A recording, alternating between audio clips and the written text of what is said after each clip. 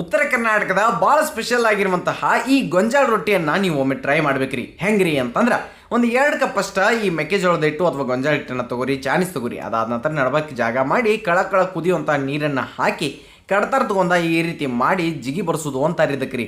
ಚಂದಂಗೆ ಹಿಂಗೆ ಗುಂಪಿ ಮಾಡಿ ಆಮೇಲೆ ಅದನ್ನು ಕಲ್ಸಾಕ ಶುರು ಮಾಡ್ಬೇಕ್ರಿ.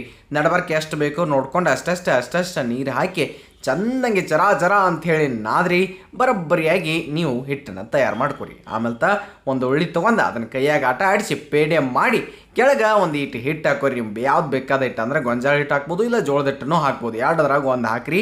ಆಮೇಲೆ ನೀವು ತಟ್ಟಾಕ ಶುರು ಮಾಡ್ಬೇಕ್ರಿ. ಈ ರೊಟ್ಟಿ ವಿಶೇಷತೆ ಏನ್ರಿ ಅಂದ್ರೆ ನೀವು ಲಟ್ಸಬಹುದು, ಇಲ್ಲ ತಟ್ಟಬಹುದು. ಆಮೇಲೆ ತವಿಕಾಯಿ ಹಾಕಿಟ್ಟು ಯಾಕಡೆ ಹಿಟ್ಟಿರ್ತದ್ರಲ್ಲ ಅದನ್ನು ಮ್ಯಾಲಕ್ಕೆ ಮಾಡಿ ಹಿಂಗೆ ಹಾಕಿ ಒಂದು ಬಟ್ಟೆ ನೀರಾಗ್ಯದೆ ದಂಡಿ ಬಿಡಾರ್ದಂಗೆ ಹಚ್ಚುದ್ರಿ. ಆಮೇಲೆ ತಿರುಗಿಸಿ ಹಾಕಿ ಚಂದಂಗೆ ಬೇಯಿಸಿದ್ರಿ ಅಂತಂದ್ರೆ ಮೆತ್ತನೆಯ ಮೃದುವಾಗಿರುವಂತಹ ಮುಸುಕಿನ ಜೋಳದ ರೊಟ್ಟಿ ಅಥವಾ ಗೊಂಜಾಳ ರೊಟ್ಟಿ ಅಥವಾ ಮೆಕ್ಕೆಜೋಳದ ರೊಟ್ಟಿ ಚಂದಂಗೆ ಮಸ್ತಾಗಿ ಉಬ್ಬಿ ಬರ್ತದ್ರಿ.